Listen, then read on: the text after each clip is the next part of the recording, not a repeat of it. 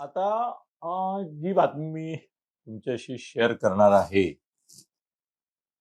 तर मला माहिती नाही की एकंदर अ, निवडणूक आयोगाच्या आचारसंहितेच्या दृष्टीने पण मी जो गौप्यस्फोट करायला जातोय तो योग्य आहे की नाही, म्हणजे बसतो की नाही त्या चौकटीत, हे मला माहिती नाही. अ, आणखीनही संविधान किंवा कायदेशीर काही त्याच्या संदर्भामध्ये समस्या उद्भवतील का? नाही मला माहिती. आणि इतक्या लवकर हा व्हिडिओ मी आज करतोय, की मला माझे वकील जे आहेत, जे माझ्या केसेस लढतायत वेगवेगळ्या 100-100 कोटीच्या, तर त्यांच्याशी मला कन्सल्ट करायला वेळ नाही मिळाला. मी मी फोन केले पण दे वर busy or whatever it is. पण मला त्यांच्याशी कॉन्टॅक्ट करता नाही आला. निवडणूक एक माजी अधिकारी आहेत निवडणूक आयोगामध्ये, फार मोठ्या उच्च पदावर होते. नेमके कोणत्या पदावर होते सांगितलं तर तुम्हाला लगेच त्यांचं नावच कळेल, म्हणून मी ते सांगू शकत नाही. पण त्यांच्याशी मी कन्सल्ट करतो जनरली. मला जर असं वाटलं की कुठेतरी उल्लंघन होऊ नये म्हणून वगैरे, तर तर त्यांच्याशी पण माझा संपर्क नाही झाला. त्यामुळे हे रिस्क घेऊन मी थोडंसं बोलतोय. पण मी जे बोलतोय ते हां, तुम्ही असा आरोप करू शकता, की तुम्ही भारतीय जनता पक्ष आणि तुमचे मित्र एकनाथ शिंदे यांची शिवसेना यांच्या हिताचं आहे म्हणून बोलताय किंवा हा गौप्यस्फोट करताय. तुम्ही असं म्हटलं तर मी नाही त्याचा प्रतिवाद करू शकत किंवा इच्छित पण नाही. त्याचं कारण आत्ता वरकरणी जरी तुम्हाला असं वाटलं किंवा ज्यांना आक्षेप घ्यायचाच आहे माझ्यावर, त्यांना असं वाटलं, की नाही हे भारतीय जनता पक्ष आणि शिवसेना शिंदेच्या करता काहीतरी पूरक म्हणून हे नॅरेटिव्ह तुम्ही सांगताय. ते जनहिताचं नॅरेटिव्ह आहे. सगळ्याच लोकांच्या हिताचं आहे. आणि दुसरी गोष्ट याची माहिती मी जे काय सांगतोय, ती माहिती काय एक्सक्लुझिव्ह आहे असा माझा दावा नाहीच आहे. मी नाही म्हणत आहे असं, की एक्सक्लुझिव्हली मला माहिती आहे. फक्त मलाच माहिती आहे. असं काही नाहीये. मुळामध्ये ब्युरोक्रसीमधल्या, नोकरशाहीमधल्या तुमच्या ज्याला होम मिनिस्ट्री म्हणतो म्हणजे गृह खातं, त्यातल्या पोलिसांमधल्या, पोलीस दलातल्या एका विशिष्ट वर्गाला ज्यांचा याच्याशी संबंध येतो, त्यांना तर माहितीच आहे. त्याला हे माहितीच आहे. शेवटी मलाही कळलं ते अशाच कुठल्यातरी एका प्रशासकीय, शासकीय सोर्समधूनच कळलेलं आहे. शासकीय अशा यंत्रणेतूनच हा मला मिळालेला आहे. आणि फडणवीसांच्या बाबतीत तर फडणवीसांनीच ते कारस्थान उधळलंय. फडणवीसांनीच ते कारस्थान उधळलंय. त्यामुळे त्याला तर माहितीच आहे. शिंदे साहेबांना माहिती आहे. आणि मला असं वाटतं, की फडणवीसांचं कौतुक मी याच्याकरता करतो, की त्यांनी हे कारस्थान उधळलं याची एका वर्तुळापलीकडे म्हणेन. कारण असं नाही मी म्हणणार, की उधळलं पण कळलंच नाही, असं नाही झालं. कळलं. पण एका विशिष्ट उच्चभ्रू, उच्च पदस्थ अशा वर्तुळापलीकडे ते लोकांना कळलं पण नाही. लोकांना कळलं नाही. सामान्य माणसाला तर नाहीच कळलं. आत्ता ते कदाचित माझ्या या व्हिडिओने कळेल. आणि आजकाल बऱ्याच वेळा असं होतं, की माझा व्हिडिओ हा नंतर दुसरे YouTube चॅनल नाही, मेन चॅनलवर देखील त्यांचे एक्सक्लुझिव्ह म्हणून बातम्या येतात. तसा तो येईल पण. देवेंद्र फडणवीसांची यंत्रणा अ, किती सजग आहे, जागरूक आहे आणि अ, किती बारकाईने सगळ्या गोष्टींवर नजर ठेवून असते. म्हणजे आता खरं तो विषय नाहीये माझा आजचा. मी मुळामध्ये जे कारस्थान उधळलं फडणवीस साहेबांनी, त्याच्याबद्दलच बोलायचंय मला. पण राहवत नाही मला, म्हणून मी सांगतो तुम्हाला, की महाराष्ट्रातल्या जवळ-जवळ 99% म्हणूया, 100% नको म्हणूया. 99% राजकारण्यांवर, सोशल ॲक्टिव्हिटीजवर, मीडिया ॲक्टिव्हिस्टवर, आर-टी-आय ॲक्टिव्हिस्टवर, जर्नलिस्टांवर, मीडिया आलं त्याच्यामध्ये, आणि विरोधी पक्षाच्याही नेत्यांवर बारकाईने नजर आहे. त्यांच्याही पक्षाच्या नेत्यांवर आहे. शिंदे साहेबांच्याही नेत्यांवर आहे. त्यांच्या एक यंत्रणा आहे त्यांच्याकडे आणि त्या यंत्रणेचा अनुभव मी स्वतः घेतलेला आहे, की मी एक नेता त्यांच्या विरुद्ध होता. त्या नेत्याने मला अत्यंत गुप्त जागी मला भेटायला बोलावलं. गुप्त जागी एक काही बोलणी झाली आणि मी अर्थातच त्यांना नकारच दिला. पण गंमत अशी झाली, की ते आणि मी सोडून कुणाला माहिती नव्हतं. कारण आम्ही खाजगीत बोललो होतो. हां, ही गोष्ट खरी होती, की आमचे मोबाईल दोघांचे तिथे होते. पण ते ॲक्टिव्हेट नव्हतं. माझा तर ऑफच होता. त्यांचा सायलेंट होता.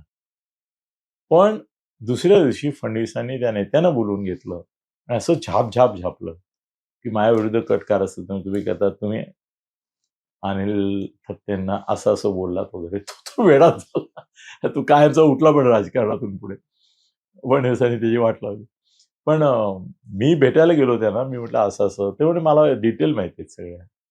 तुम्ही कोणत्या गाडीने गेलात त्या गाडीचे नंबर पण आहेत माझ्याकडे. तुम्ही तुमची नेहमीची फोटोवाली गाडी न घेता Uberने कसे गेलात ते पण मला माहिती आहे. आता तो अनुभव मला हे सांगतो, की किती बारकाईने नजर आहे. तर त्यांना कळतं. तुम्ही काहीही बोललात, वागलात, केलंत, चांगलं केलं, वाईट केलं, अनुकूल केलं, प्रतिकूल केलं, सरकारच्या बाजूने केलं, विरुद्ध केलं. विरुद्ध केलं तर आधी.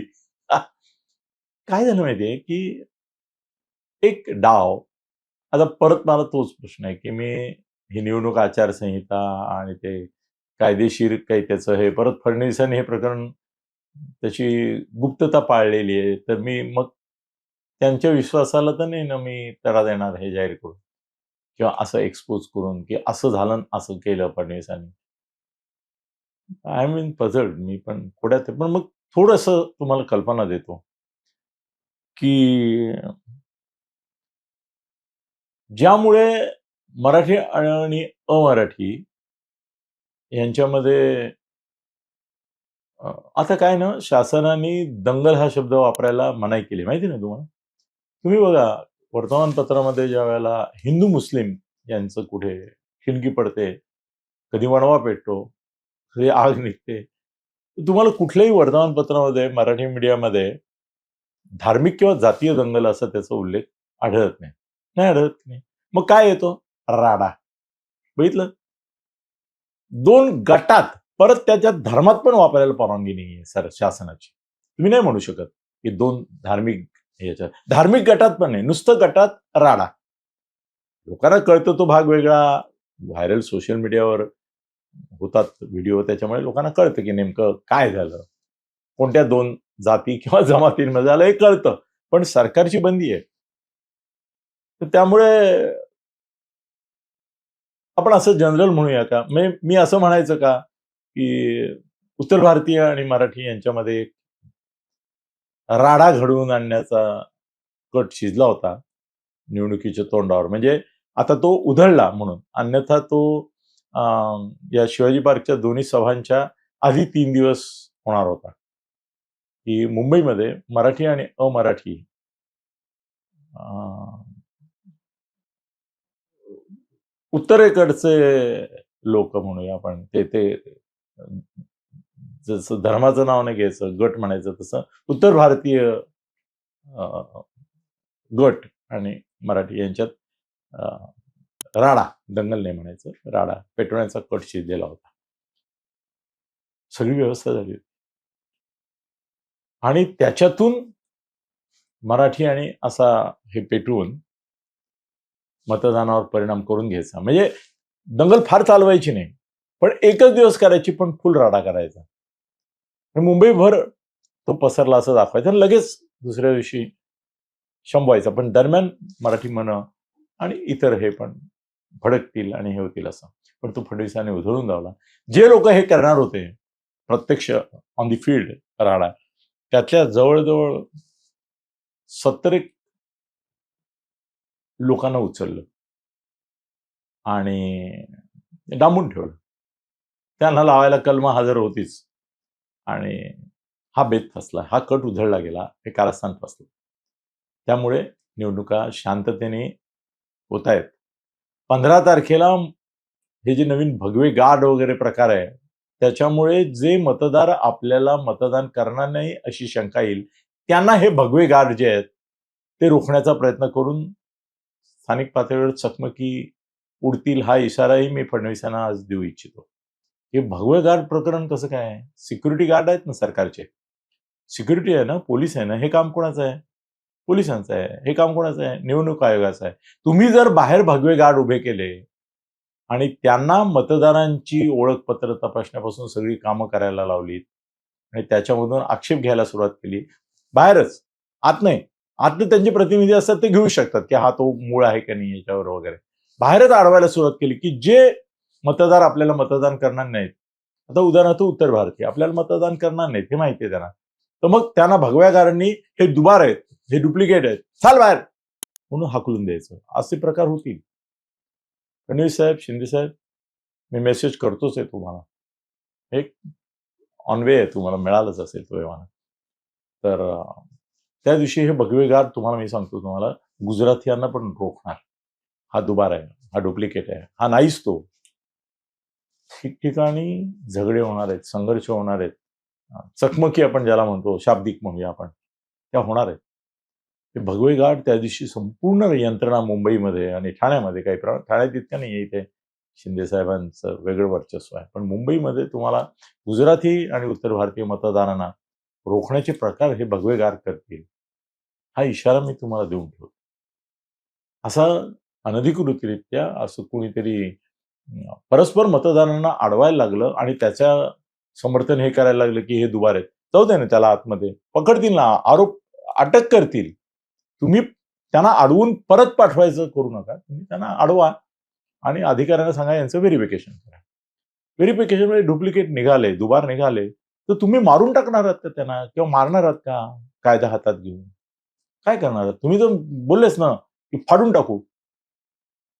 फाडणार म्हणजे काय करणार? मारणार, डोकी फोडणार, काय करणार काय? मतदानाला आलेला माणूस बोगस असेल तर त्याला पकडून द्या ना तुम्ही. फाडून टाकणार म्हणजे काय? मारून टाकणार म्हणजे काय? असं नाही होत. मग या धमक्यांनी तुम्ही मतदानाला, म्हणजे एकीकडे तुम्ही मतचोरीचे आरोप करताय, इथे मतदानाला लोकांना येऊच द्यायचं नाही असं काही कारस्थान आहे का मग? याचा पण विचार करतीलच फडणवीसांनी हे.